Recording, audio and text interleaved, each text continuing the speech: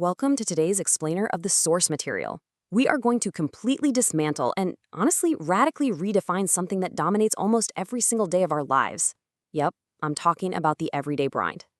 If you've ever felt like your job is just this endless, transactional treadmill, well, this material offers a profound, totally new perspective that might literally change how you view your entire career. Okay, let's dive into this. So I want you to genuinely ask yourself this question right now. Why do you wake up, do that commute, and go to work every single day? For most of us, the immediate answer is pretty simple, right? It's survival. We trade our time and our sweat for the money we need to pay rent, buy groceries, and maybe, just maybe, save a little for the future. We view it as a strict transaction. But the source material we're analyzing today completely challenges that transactional view. It basically argues that if we don't break free from this survival mindset, nothing in our world is ever going to truly change. Moving right along to Section 1, is the workplace just a place to make money? To really grasp this new framework, we first have to shatter our everyday illusion of the modern workplace.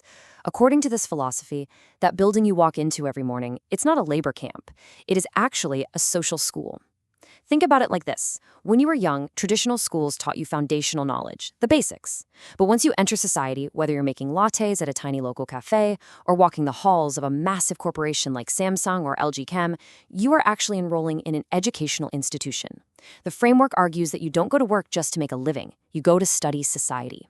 If you work at Samsung, you're essentially a Samsung student, learning exactly how the world operates through the curriculum of your daily job. Now, what's really interesting about this slide is how it fundamentally changes the whole power dynamic in the office. Because if the workplace is actually a school, then who exactly is the boss? Well, in the traditional view, the boss is just an employer, right? Someone extracting your labor for their profit. But this new perspective entirely redefines the boss as a social parent. Just as your biological parents provided for you while you were in grade school, your social parent, your boss, is managing this social school to help you mature as an active, contributing member of society. They are literally investing in you. That brings us to Section 2, the true purpose of a salary. Okay, let's talk about the most sensitive and debated topic for workers around the globe, the paycheck. The source completely redefines the concept of wages. Your salary is absolutely not transactional compensation for being overworked. Instead, it defines it as a study allowance or an expense, because you are currently operating alongside the company, learning and growing within their social school. They're providing you with the exact expenses you need to sustain your activities. It's literally funding for your societal education. I really want to emphasize this quote directly from the text. They don't give you a salary just to work you to the bone. They provide the expenses because you are currently operating together with them. The source points out that the company is investing in your shared journey, and this is crucial. They give you just the right amount of allowance. Why? Well, the text humorously points out that if you're given way too much money while you're supposed to be studying, you might catch what it calls Hong Kong disease, meaning you just get totally distracted by superficial fun, vanity, and partying, and you completely lose sight of your educational growth. So, on to Section 3, cultural investment to grow myself. And this brilliantly illustrates exactly how we should be utilizing this study allowance. The text outlines these activities as absolutely essential social nutrients. Spending money on eating pork or beef with friends, sharing coffee, going to the ballet, or watching musicals, that isn't a waste of money at all. It is literally how you absorb society. Even viewing international movies is framed as vital education. The framework points out that through a single international film, you can absorb global culture and knowledge without ever even needing to leave the country. This creates a massive contrast with how so many of us currently operate, doesn't it? We have this traditional habit of stingily hoarding our money, skipping cultural events, and viewing socializing as just a huge waste of time.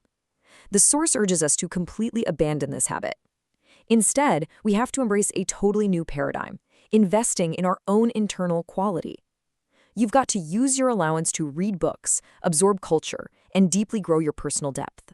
The material delivers a pretty harsh reality check here, which we are neutrally reporting straight from the source. It claims that if you skip this societal education and lack inner quality, hoarding your money is entirely pointless. The text emphatically states that 100% of that hoarded wealth will eventually be lost. Because your quality of thought is simply too low to manage that economic energy, it's going to slip right through your fingers, whether that's through scams, manipulated family members, sudden accidents, or unexpected hospital bills. Growth absolutely must come before wealth. Let's pivot to Section 4, the meaning of becoming a full-time employee. With this foundation of personal growth in mind, what does it genuinely mean to stop being a part-timer and actually step up the career ladder? Let's move to and see how this builds a specific path. Step 1. You spend 3 to 5 years essentially as a part-timer or a junior student, simply absorbing knowledge from your environment. Step 2 is all about open, honest communication, telling your boss what is working, what isn't, and really building a solid foundation of reliability. That leads naturally to step 3, where becoming full-time has absolutely nothing to do with your tenure. It is based strictly on absolute mutual trust between you and your social parent. So, true full-time status is not a license to just walk in and demand more money or better treatment. It is simply the ultimate proof that the company trusts you completely to operate within their school. The text introduces a fascinating perspective here, too. It claims that compensation is naturally managed by society and by heaven. The idea is that if you find your true purpose and work joyfully, the universe ensures that not even 0.1% of your rightful share will ever be unfairly taken from you. Which brings us to our final part, Section 5, Hongik Ingan, and our great role. This is the cosmic, philosophical climax of this entire philosophy. The material introduces the grand goal of all this workplace training, to become Hongik Ingan. This translates to global leaders who are deeply nurtured by their natural environments and heaven itself, and their ultimate destiny? To widely benefit and bring profound peace to all of humanity.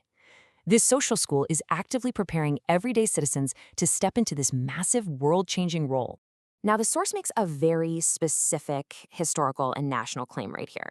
It states that this destiny wasn't quite ready during the Joseon dynasty. It wasn't ready during the Japanese occupation either. It is specifically tied to those born in the modern Republic of Korea.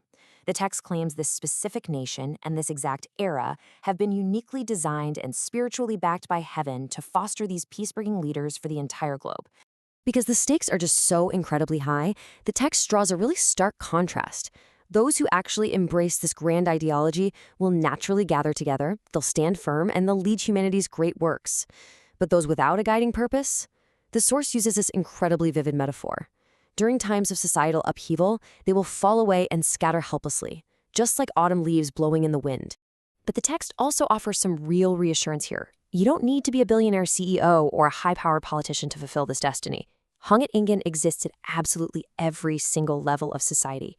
Whether you are in the lowest entry-level position or sitting in the highest executive chair, your job is simply to find your specific role and help others right where you are. That is exactly how you pass the curriculum of your social school. So we arrive at our final thought for today. Take a good look at your own life and your own job. Are you just a laborer, showing up to a transactional job, desperately hoarding a study allowance? Or are you a student in a grand social school, investing in your inner quality and actively preparing to bring peace to humanity? It's a profound shift in perspective that challenges everything we think we know about the daily grind. Thank you so much for joining me for this explainer of today's source material, and I really hope this leaves you with plenty to think about the very next time you walk into work.